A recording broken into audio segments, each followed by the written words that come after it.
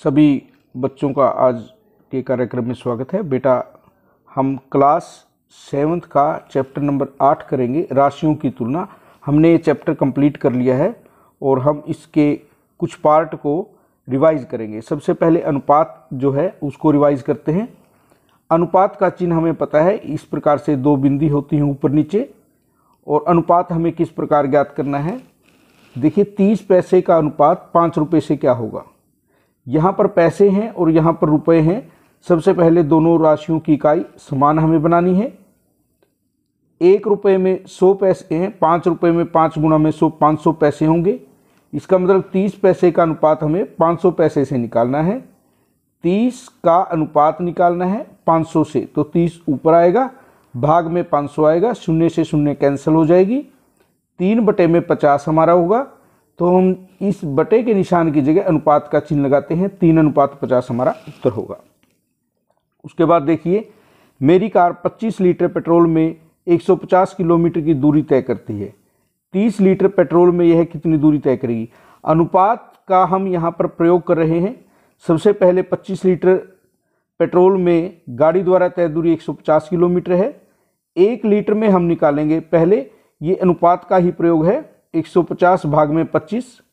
जब हमें 1 litre petrol से तय दूरी का पता चल गया तो हम 30 लीटर के लिए उस 1 लीटर की दूरी को 30 से गुणा कर देंगे, तो 30 लीटर में हमें पता चल जाएगा 25 एकम 25, 25 छिका 150, 6 गुणा में 30, 180 किलोमीटर की दूरी 30 लीटर पेट्रोल में गाड़ी तय करेगी। उसके बाद नेक्स्ट के देखिए, अब हम प्रतिशत के बारे में कुछ एग्जाम्पल्स करते हैं। देखिए, प्रतिशत का अर्थ हमारा है प्रति 100, यानी 100 में से, और इसका चिन्ह हमारा इस प्रकार का है।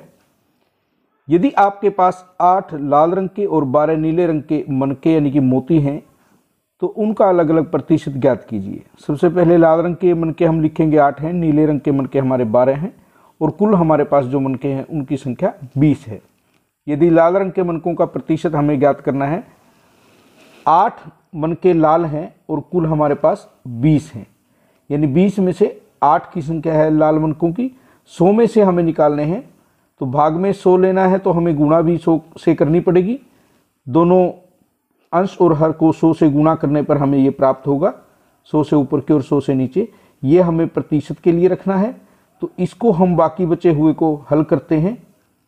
8/20 गुणा में 100, और इस 100 के लिए प्रतिशत का निशान 20 एकम 20, 20 पंजे 100, 8 गुणा में 5, यानी कि हमारे पास होगा 40%। नीले रंग के मनकों का जब प्रतिशत निकालना होगा, इसके लिए हम प्रतिशत का निशान लगाएंगे। बाकी हमारे पास होगा 12/20 गुणा में 100%, 20 एकम 20, 20 पंजे 100, 12 गुणा 5 हमारा हुआ 60%। उसके बाद लाभ हानि प्रतिशत के बारे में कुछ जानते हैं। यदि एक दुकानदार एक कुर्सी रुपये 375 में खरीद कर 400 रुपये में बेचता है, तो उसका लाभ अथवा हानि प्रतिशत ज्ञात कीजिए। सबसे पहले तो हमें इसके बारे में कुछ बातें जानना जरूरी है। सबसे पहले हमें पता होना चाहिए कि क्रय मूल्य खरीद मूल्य को बोलते हैं, और विक्रय मूल्य बिक्री मूल्य होता है। उसके बाद हमें लाभ और हानि का पता होना चाहिए। लाभ कब होगा, जब विक्रय मूल्य अधिक हो क्रय मूल्य से, तो हमारे पास लाभ होगा, यानी कि कोई वस्तु हम जिस कीमत पर खरीदते हैं उससे अधिक की बेचेंगे तो हमें लाभ होगा। और यदि हम किसी वस्तु को खरीद कर उससे कम कीमत में बेचेंगे तो हमें हानि होगी, उसमें क्रय मूल्य अधिक होगा और विक्रय मूल्य जो है कम होगा। हम लाभ को किस प्रकार निकालते हैं, विक्रय मूल्य में से क्रय मूल्य घटाते हैं, और हानि के लिए हम क्रय मूल्य में से विक्रय मूल्य को घटाते हैं। उसके बाद लाभ और हानि प्रतिशत की जब बात करें, लाभ प्रतिशत हम निकालते हैं लाभ बटे क्रय मूल्य गुणा में 100%, और हानि प्रतिशत है हमारा हानि बटे क्रय मूल्य गुणा 100%। अब हम इस क्वेश्चन को करते हैं।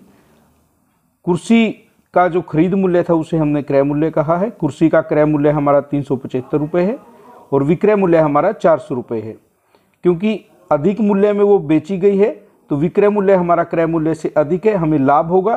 कितना लाभ होगा, विक्रय मूल्य से हम क्रय मूल्य को घटाएंगे। 400 में से 375 रुपये को जब घटाए तो हमारे पास 25 रुपये, यानी कि हमें 25 रुपये का लाभ हुआ है। लाभ प्रतिशत जब निकालेंगे, लाभ बटे क्रय मूल्य गुणा में 100%। लाभ 25 रुपये का है, कितने रुपए पर हुआ, लागत कितनी थी, 375 रुपये की थी, गुणा में 100%।